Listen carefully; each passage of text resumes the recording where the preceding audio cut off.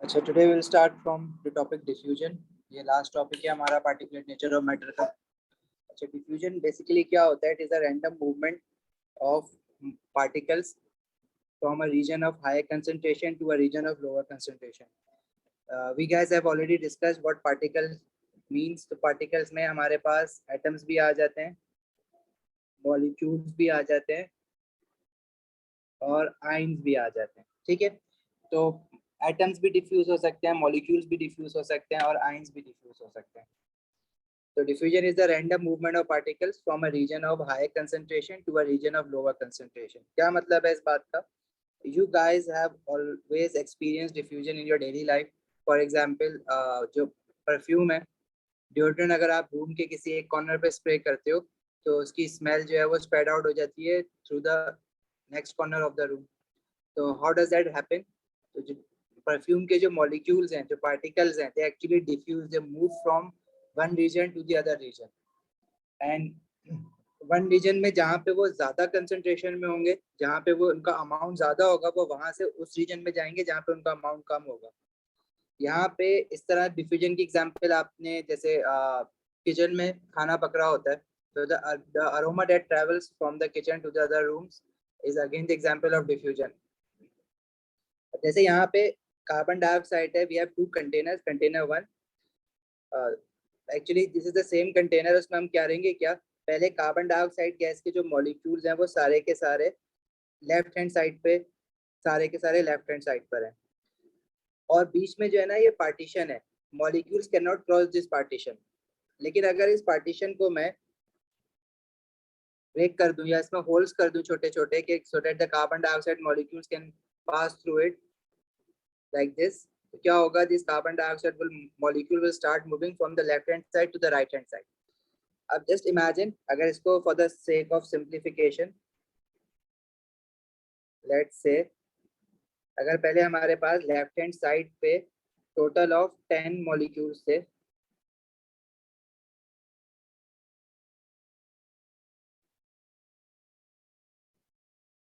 1 2 3 4 5 6 7 8 9 10, ठीक है, और लेफ्ट हैंड साइड पे लेट्स से कुछ भी नहीं था।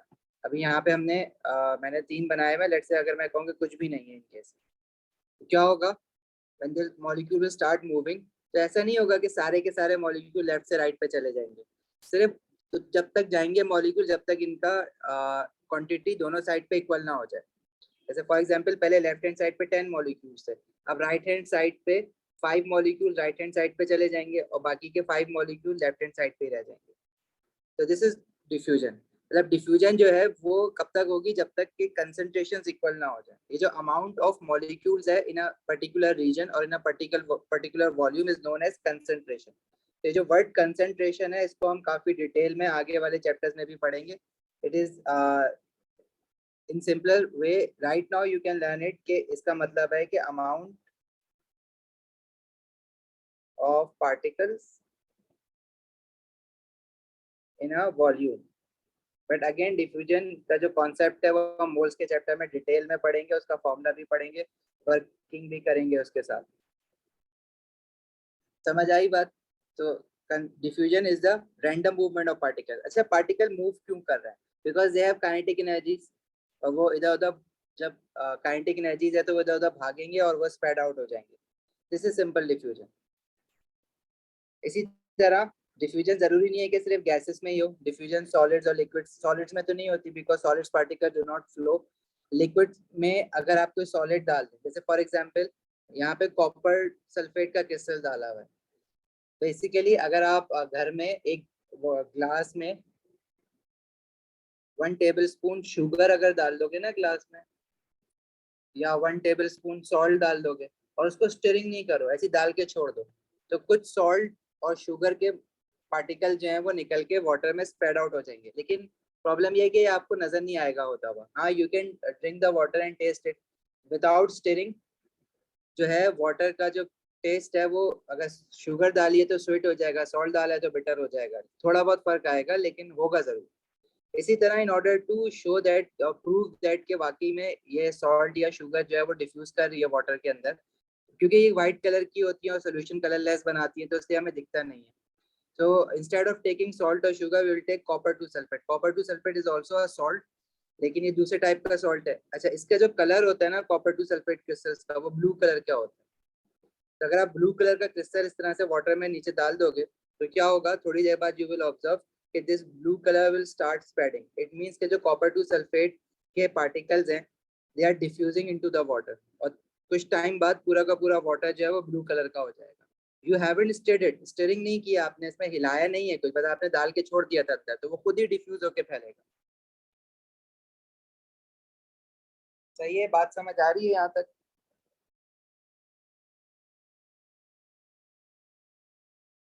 इसी तरह एक क्वेश्चन, बहुत फ्रीक्वेंट क्वेश्चन आता है हमारे पास डिफ्यूजन इन गैसेस में, कि हमारे पास जो ब्रोमीन गैस है उसका एक क्वेश्चन आता है कि हमने ब्रोमीन गैस रखी हुई है दो जार्स में. एक जार नीचे रखा हुआ और एक जार गैस जार उसके ऊपर रखा हुआ है. जार क्या होता है, बेसिकली ग्लास की तरह ट्रांसपेरेंट कंटेनर होता है. अब ब्रोमीन जो है इट्स अ गैस, और जो नीचे वाले जार में ब्रोमीन है. अच्छा, यहाँ पे ना हमने एक लिड रखी हुई थी ताकि नीचे से ब्रोमीन निकल के ऊपर वाले गैस जार में ना जाए. लेकिन जब ये लिड हम रिमूव करेंगे तो क्या होगा, this bromine gas will move in the top jar.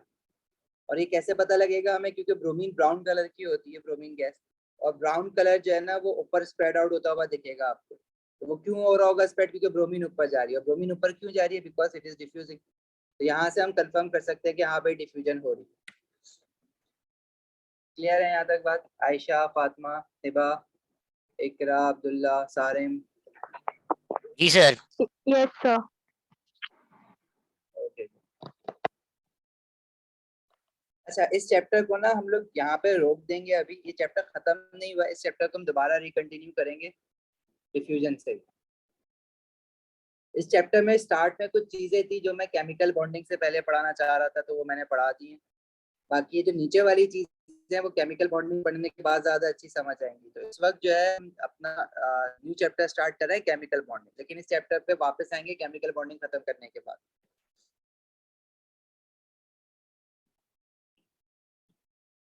और इसके पास पेपर्स भी फिर उसी चैप्टर के एंड पे ही हम करेंगे.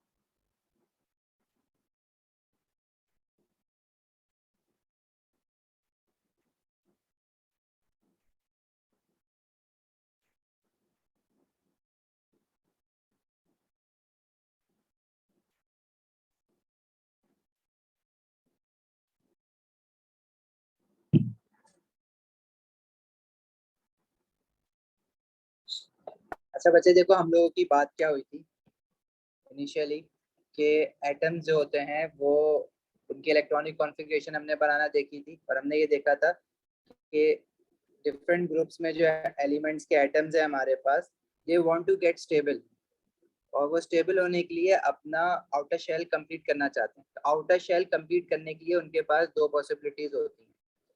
ठीक है, in order to achieve stability atoms form ions. हमने ये देखा था ना कि कुछ एटम्स इलेक्ट्रॉन लूज करते हैं, कुछ एटम्स इलेक्ट्रॉन गेन करते हैं.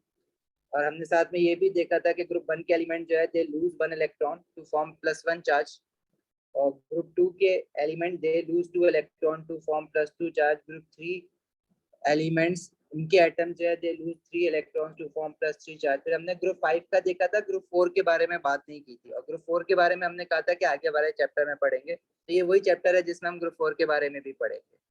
एंड ग्रुप 5 के एलिमेंट्स के एटम जैसे कि नाइट्रोजन है, nitrogen has a proton number of 7. It means it has 7 electrons. So it has a total of 5 electron in its outermost shell. So in order to get stable, it needs 8 electron in its outermost shell. So it will gain 3 electron. तो इसका जो charge हो जाएगा that would be -3. Similarly, group 6 के element, they have 6 electrons in the outermost shell and they gain 2 electrons. So their charge would be -2. And group 7 elements, they gain 1 electron. So the charge is -1. अच्छा, तो ये सब क्यों कर रहे होते हैं atom? Why they are losing और gaining electron? Because they want to have 8 electrons in their outermost shell.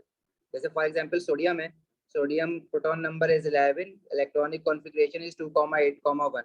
Sodium has 1 electron in its outermost shell. In order to have 8 electrons in its outermost shell, sodium has to gain 7 electrons. लेकिन 7 electron gain ये कर नहीं पाता, तो ये क्या करता है?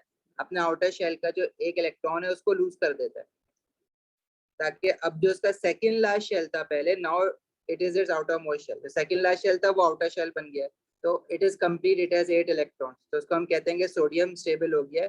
But in doing this sodium के ऊपर एक चार्ज आ जाता है +1, because it is now short of 1 electron.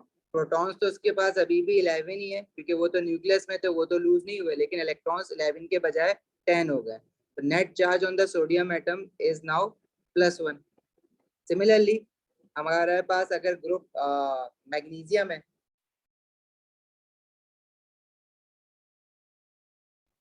it has 2 electron in its outermost shell. So magnesium loses 2 electron to form Mg2 positive ion. So now second last shell of magnesium becomes its outermost shell और उसमें 8 electrons है. Similarly, अगर oxygen की बात करें तो it has 6 electron in its outermost shell. So instead of losing 6 electron, it gains 2 electron because it is easier for oxygen to gain 2 electron. Sodium के लिए 7 इलेक्ट्रॉन गेन करना है, तो वो बहुत मुश्किल काम है. ऑक्सीजन को तो सिर्फ 2 ही इलेक्ट्रॉन गेन करने हैं ना, तो वो आसान काम है. तो जब वो 2 इलेक्ट्रॉन गेन कर लेगा ऑक्सीजन, तो it's electronic configuration will be 2,8. तो आउटर शेल में 8 इलेक्ट्रॉन्स आ गए, now it is stable. But in doing this it will get a charge of -2 because its protons are still 8. However, it has gained 2 electrons, so total number of electrons are now 10. The net charge would be +8 due to protons and -10 due to electrons. So net charge would be -2. ठीक है. और ये atoms ये काम क्यों कर रहा है? In order to get stable. तो स्टेबिलिटी के लिए all the elements want to have 8 electrons in their outermost shell. But some of the elements like hydrogen के पास तो already outer shell में सिर्फ 1 electron है, so it cannot hold 8 electrons in its outermost shell. So hydrogen just gain 1 more electron, तो वो कहता है कि भाई अगर मुझे 2 भी electrons मिल जाएं outer shell में तो I would feel stable. जैसे ग्रुप हमने कहा था ना, तो ग्रुप 8 होते हैं, they are noble gases. Because why they are noble? Noble means good, अच्छा. Why group 8 are called as noble gases? Because all other elements of the periodic table wants to become like group 8. Group 8 के outer shell में 8 electrons होते हैं. So rest of the elements of the periodic table they want to become like group 8 elements. जैसे कि neon है, neon की electronic configuration would be 2,8. It has already has 8 electrons in its outermost shell. Argon has a proton number of 18, so its electronic configuration is 2,8,8. For krypton, we cannot make an electronic configuration because its proton number is greater than 20. But जो भी electronic configuration krypton की जैसे भी बनेगी, बनने के बाद it will have 8 electrons in its outermost shell. लेकिन जिस तरह से हम कॉन्फ़िगरेशन बनाते हैं वो लेवल में हम क्रिप्टॉन की नहीं बना सकते. We can only make electronic configuration of those element which have a proton number 20 and less than 20. मतलब कैल्शियम तक बना सकते हैं, लेकिन चाहे क्रिप्टॉन हो, ज़ीनॉन हो, रेडॉन हो, because all these elements are from group 8, so they will have 8 electrons in the outermost shell. Rest of the elements of the periodic table they wants to become like group 8 elements. वो भी चाहते हैं कि हमारे outer shell में 8 electrons हों. उसके लिए ग्रुप 1 के element they lose 1 electron, group 2 के element they lose 2 electrons and get a charge of +2, group 3 के element they lose 3 electron to get a charge of +3, group 5 element they gain 3 electrons to get a charge of -3, group 6 element they gain 2 electrons to get a charge of -2 and group 7 element they gain 1 electron to get a charge of -1. However, there is one more element in group 8 which is helium. Helium does not have 8 electrons in its outermost shell. Helium just have 2 electrons in its outermost shell. So why helium is kept in group 8 instead of in group 2? उसका reason क्या बताया था? Because helium behaves like group 8 elements. Helium is also stable. वो भी stable feel करता है 2 electrons के साथ.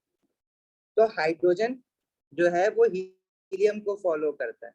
Lithium, beryllium, boron, these 4 elements they follow helium. Because देखो बेटा इनकी जो है ना बाकी जो एलिमेंट्स है ना they want to follow neon, krypton और आर्गन. वो चाहते हैं कि हमारे आउटर शेल में 8 इलेक्ट्रॉन्स हो, लेकिन hydrogen, helium, lithium, beryllium, boron ये लोग 2 इलेक्ट्रॉन्स में खुश हो जाते हैं, क्योंकि इनकी इतनी वो क्या कहते हैं वैल्यू है ही नहीं. मतलब इतना पॉसिबल ही नहीं है इनके लिए. अगर इनको कहीं से 8 इलेक्ट्रॉन्स मिल भी जाए तो वो होल्ड ही नहीं कर सकते, क्योंकि इनके न्यूक्लियस बहुत ज्यादा स्ट्रॉन्ग नहीं है, इनका नंबर ऑफ प्रोटॉन्स कम है. you just have to remember that in order to get stable, atoms sometimes lose electron, sometimes gain electron, और भी कुछ करते हैं वो. एक और तरीका है in order to get stability जो ग्रुप 4 एलिमेंट्स वाले अकेले कर रहे होते हैं. बाकी ग्रुप 6 7 भी करते हैं वो, लेकिन मैंने ग्रुप 4 का इसलिए नहीं बताया था क्योंकि ग्रुप 4 जो है वो सिर्फ वही वाला मेथड करता है in order to get stability. तो in order to achieve stability, atom जो है ना आइदर दे लूज इलेक्ट्रॉन, या तो वो इलेक्ट्रॉन लूज करेंगे. जब वो इलेक्ट्रॉन लूज करेंगे तो वो कैटाइन बना लेंगे. कैटाइन का मतलब उनमें पॉजिटिव चार्ज आ जाएगा. और either they will gain electron. जब वो इलेक्ट्रॉन गेन करेंगे तो वो एनाइन बना लेंगे. एनाइन मतलब उनपे नेगेटिव चार्ज आ जाएगा. And the third method in order to achieve stability is that they sometimes atoms share electrons. Sharing क्या है कि किसी एटम ने दूसरे एटम को इलेक्ट्रॉन दे दिया थोड़ी देर के लिए कि आप स्टेबल हो जाओ, और थोड़ी देर के लिए उसने वापस कर दिया उसको इलेक्ट्रॉन और अपना भी दे दिया कि आप स्टेबल हो जाओ. तो शेयरिंग हम इस चैप्टर में काफी डिटेल में पढ़ेंगे. So in order to achieve stability, atoms either lose electron, either gain electron, or they share electron. और वो जब स्टेबिलिटी अचीव कैसे होती है उनकी ये काम करने के बाद, देखो या तो वो ऑक्टेट रूल फॉलो करते हैं या वो डुप्लेट रूल फॉलो करते हैं. डुप्लेट रूल का क्या मतलब है? 2 electrons in outermost shell. अगर किसी एटम के आउटर शेल में 2 इलेक्ट्रॉन्स आ जाएं तो वो अपने आप को स्टेबल फील करने लगता है. लेकिन सारे एलिमेंट्स के एटम अपने आप को 2 इलेक्ट्रॉन्स के साथ स्टेबल फील नहीं करते. वो कुछ एलिमेंट्स हैं जो कि 2 इलेक्ट्रॉन के साथ स्टेबल हो जाते हैं. और वो कौन से एलिमेंट्स हैं जो they just need 2 electrons in the outermost shell to get stable? एक तो हीलियम है जिसको ऑलरेडी वो एग्जिस्ट कर रहा है with 2 electrons. हीलियम को देखा देखिए हाइड्रोजन कहता है कि मैं भी 2 में स्टेबल हो जाऊंगा. लिथियम भी कहता है मैं भी 2 में स्टेबल हो जाऊंगा. Beryllium and boron. So these 4 elements they follow the electronic configuration of helium. इसको हम कहते हैं कि डुप्लेट रूल है. ऑक्टेट रूल क्या है? कि to have 8 electrons in the outermost shell. तो बाकी प्रोडक्ट टेबल के जितने भी एलिमेंट्स हैं ना they want to follow octet rule. And hydrogen, helium, lithium, beryllium they follow duplet rule. तो ऑक्टेट रूल जो है वो all other elements follow octet rule.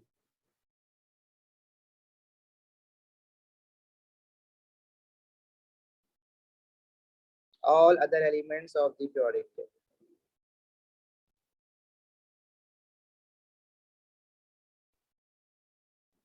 Right?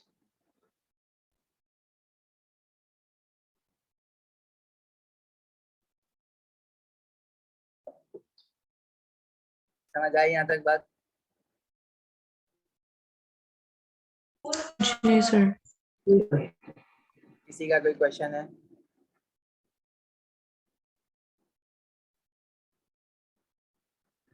नहीं सर, बस थोड़ा जूम आउट कर दीजिएगा सर.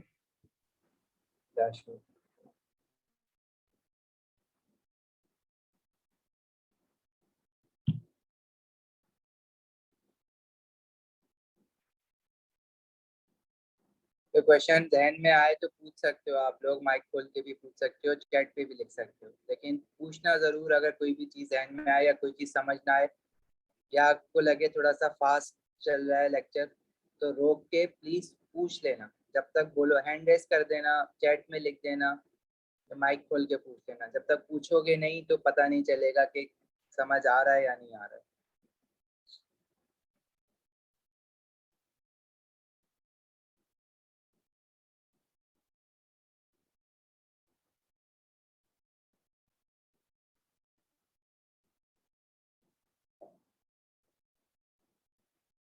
चलें आगे बढ़े.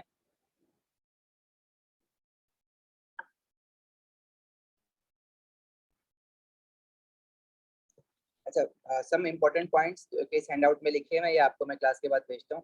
What is chemical bonding? It is a force of attraction which keeps atom together. तो ये वाली बात अभी समझ आएगी थोड़ी देर में. ठीक है?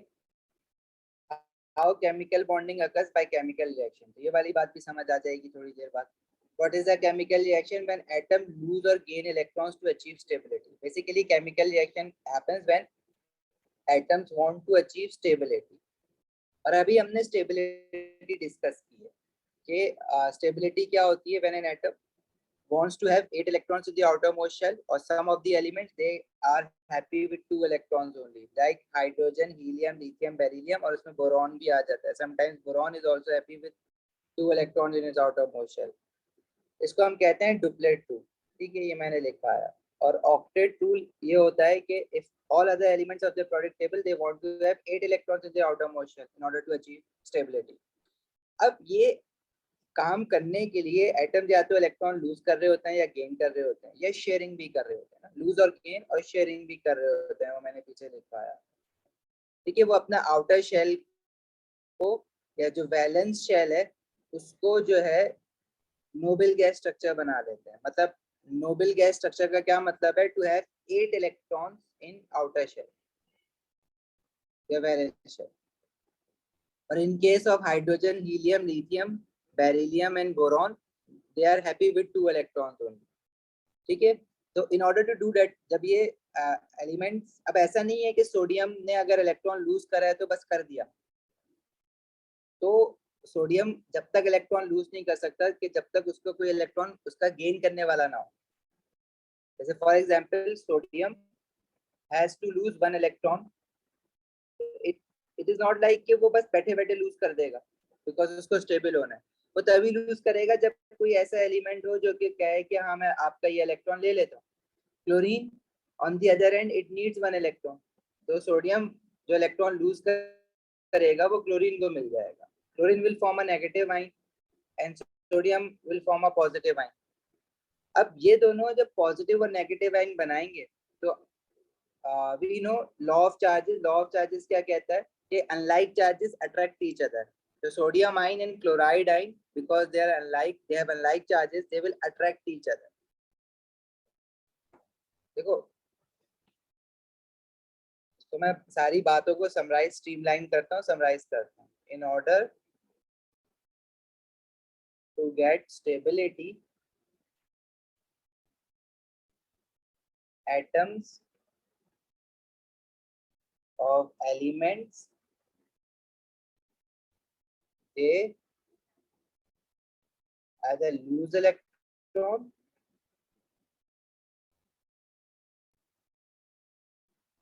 or gain electrons or share electrons. ठीक है, और जब ये काम वो करते हैं तो ऐसा नहीं है कि बस किसी ने सोडियम ने बैठे बैठे लूज कर दिया. वो जब तक लूज नहीं करेगा जब तक कि कोई गेन करने वाला ना हो.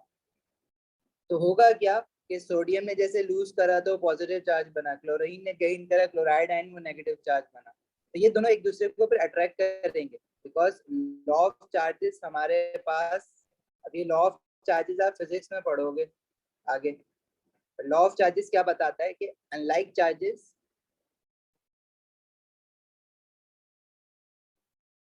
अनलाइक चार्जेस क्या मतलब, एक पॉजिटिव है तो दूसरा नेगेटिव हो, अनलाइक हो, एक जैसे ना हो. Unlike charges attract each other.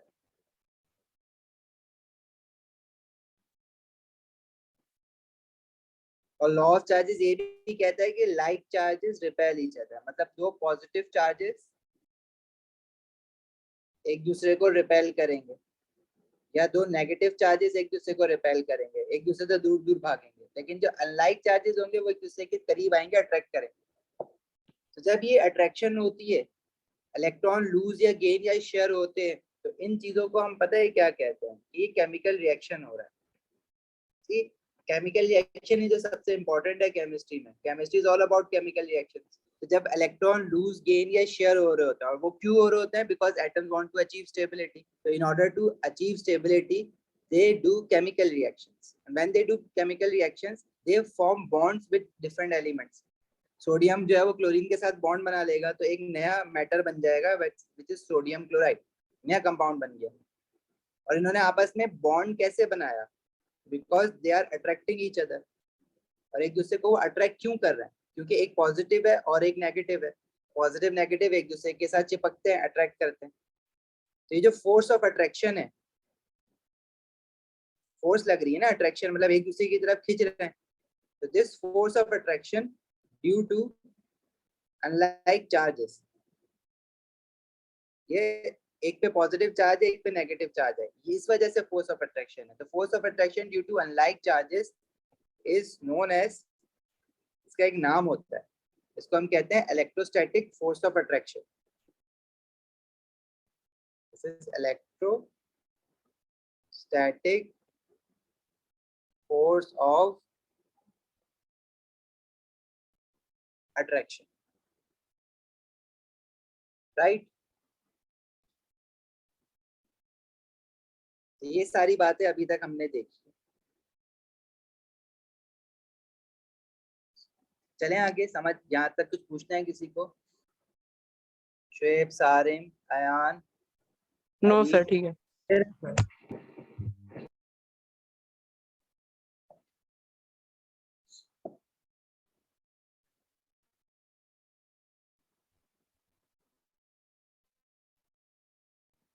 अच्छा, अब ये जो इनके बॉन्डिंग के मेथड है ना, वो 3 मेथड है ना, इलेक्ट्रॉन लूज या गेन या शेयरिंग। तो जब वो बॉन्ड बनाते हैं एटम्स एक दूसरे के साथ, इसको हम क्या कह रहे हैं? देखो, जब एटम्स स्टेबल होने के लिए इलेक्ट्रॉन लूज या गेन या शेयर करते हैं, तो वो बेसिकली केमिकली रिएक्ट करते हैं एक दूसरे के साथ, केमिकल रिएक्शन अंडरगो करते हैं, और during chemical reaction they make chemical bonds with each other, hence the name of the chapter chemical bonding. They form chemical bonds with each other. और जो केमिकल बॉन्ड्स बन रहे हैं उनकी भी अपनी टाइप्स है, मतलब जरूरी नहीं है कि सारे एलिमेंट एक ही तरह से बॉन्ड बनाए, और डिफरेंट डिफरेंट तरीकों से बॉन्ड बना रहे होते हैं। जैसे फर्स्ट जो बॉन्डिंग का मेथड है,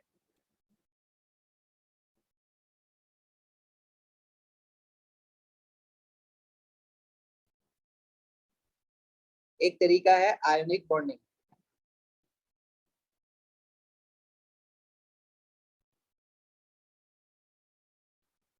एक तरीका है कोवेलेंट बॉन्डिंग,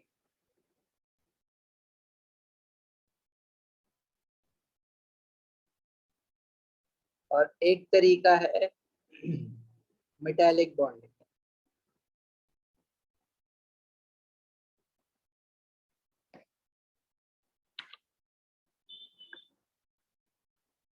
तो हम बारी बारी इन सारी बॉन्डिंग्स को पढ़ेंगे। पहले हम आयनिक बॉन्डिंग पढ़ेंगे, फिर हम कोवेलेंट बॉन्डिंग पढ़ेंगे, फिर हम मेटालिक बॉन्डिंग पढ़ेंगे।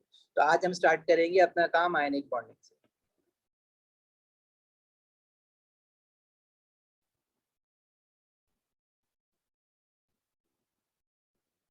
देखो बच्चे, आयनिक बॉन्डिंग क्या होती है? It is a bond form due to transfer of electrons. Ionic bonding में जो बॉन्ड बनता है, it is due to the transfer of electrons.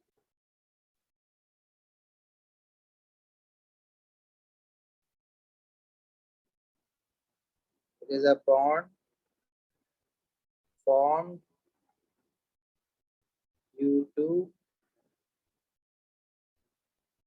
Transfer of electrons. अब ट्रांसफर ऑफ इलेक्ट्रॉन्स में लॉस ऑफ इलेक्ट्रॉन भी आ जाता है, गेन ऑफ इलेक्ट्रॉन भी आ जाता है। जैसे हम लोगों ने अभी एग्जांपल पढ़ी थी सोडियम की और क्लोरीन की। देखो, sodium is from group 1. It has a proton number of 11. It means it has 11 electrons, and outer shell of sodium has 1 electron only. And about chlorine atom, chlorine has 17 electrons because its proton number is 70. So chlorine atom has 17 electrons and its outermost shell has 7 electrons. Both does not have a noble gas electronic configuration because both do not have 8 electrons in the outermost shell. So in order to achieve stability, we know sodium loses 1 electron, and so electronic configuration of sodium ion becomes 2,8, whereas chlorine gain 1 electron, and the electronic configuration of chloride ion, it gains 1 electron, so it has a -1 charge, और वो 2,8,8 बन जाती है। And these alike charges, sodium ion and chloride ion, they actually, what they do, they attract each other and they form a bond with each other. जैसे ये sodium ion है and chloride ion, they attract each other to form a bond, which is, and the compound is known as sodium chloride. अब जो sodium chloride बना है, इसकी जो properties हैं वो सोडियम एलिमेंट और क्लोरीन एलिमेंट से बहुत डिफरेंट है। हमने देखा था ना एलिमिक्सर एंड कंपाउंड में, you can not eat a sodium metal, you can not inhale a chlorine gas, but however when they combine together to form a sodium chloride, that is a common salt जो आप रोज खाते हो घरों में, सही है। तो ये बॉन्डिंग की वजह से हुआ, बॉन्ड इनके बीच में बॉन्डिंग हुई है तो नया कंपाउंड बना, नया मैटर बन गया। तो अगर इसको आयनिक बॉन्डिंग हुई किस तरह से, सोडियम, अगर मैं सोडियम एटम की बात करूं तो sodium atom has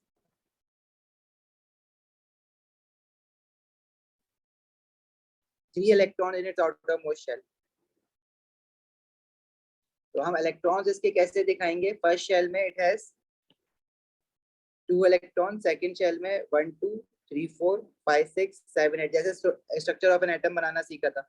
last shell में 1 इलेक्ट्रॉन है। क्लोरीन एटम की बात करें तो chlorine also have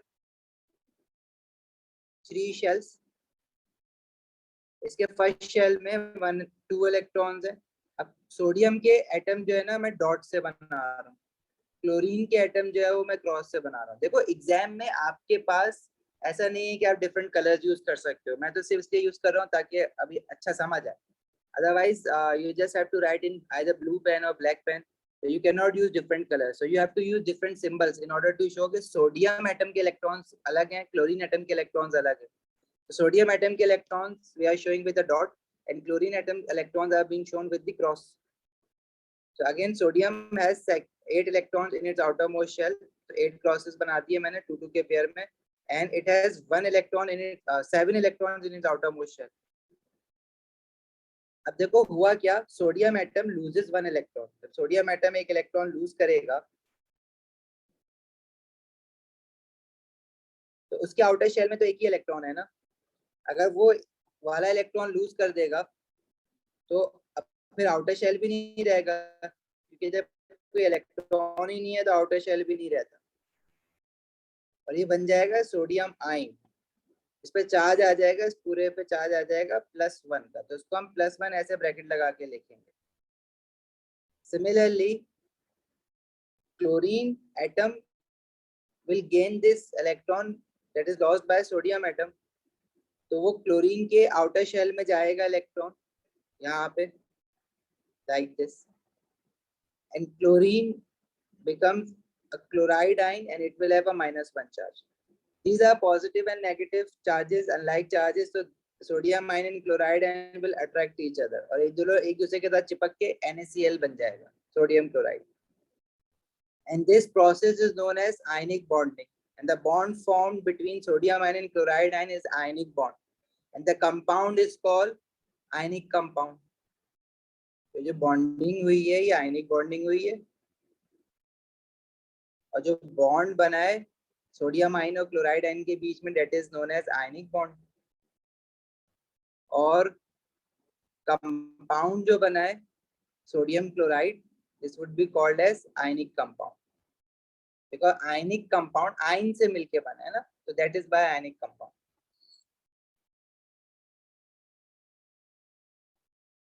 Is that clear? कोई चीज कुछ पूछना है, कुछ समझ ना आया हो? Yes sir clear. अरे सबको कैसे क्लियर हो सकती है सारी बातें, कुछ पूछते नहीं हो तुम लोग कुछ भी। सर क्लियर है। अच्छा चलो क्लियर है, तो हम लोग ना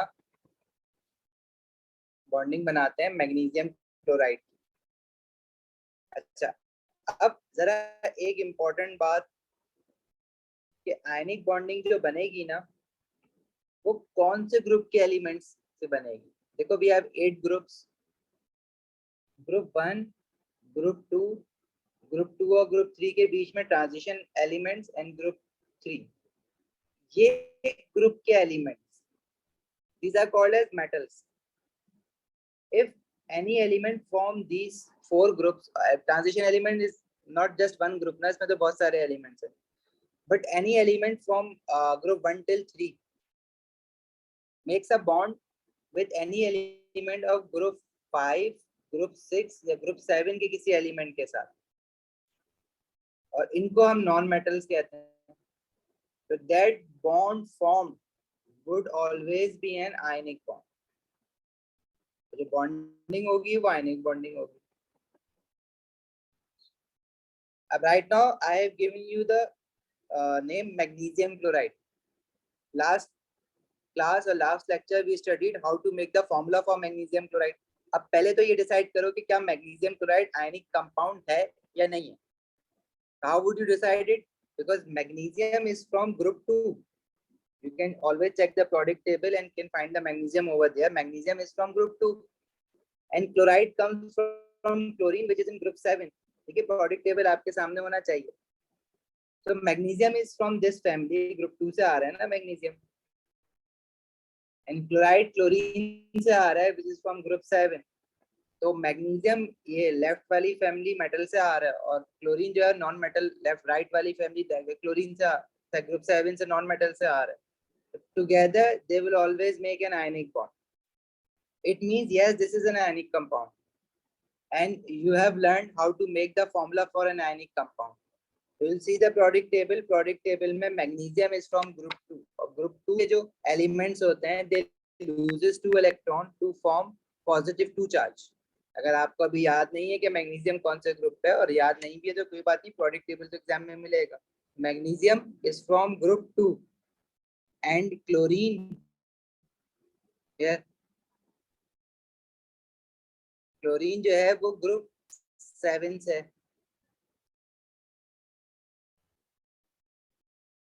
मैग्नीशियम जो है वो +2 का चार्ज बनाएगा in order to get stable because it will lose 2 electron.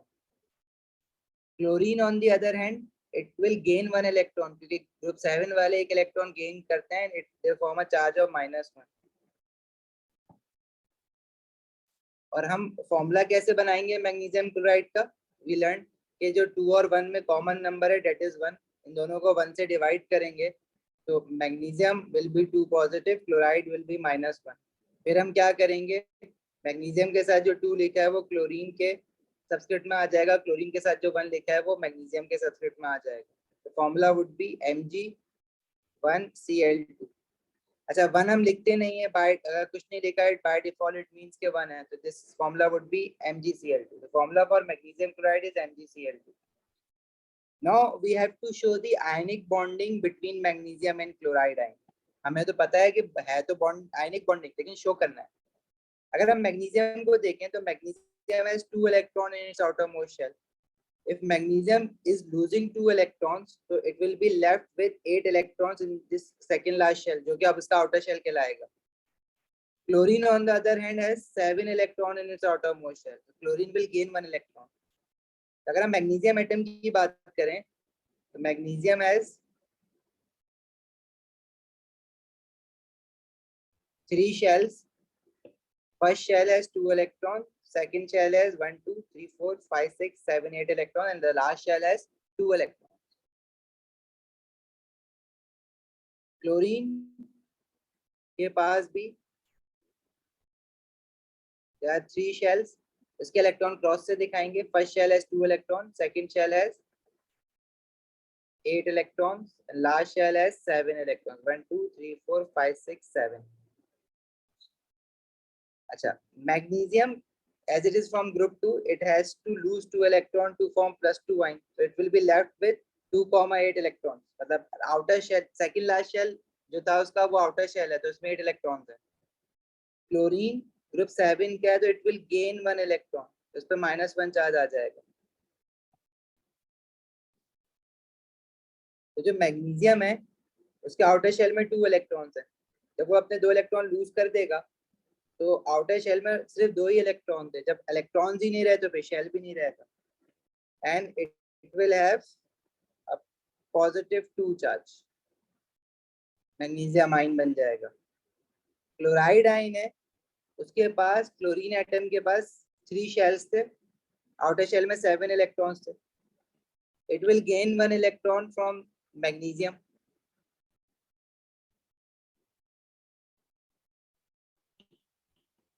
Right, और इस पे -1 का चार्ज आ जाएगा.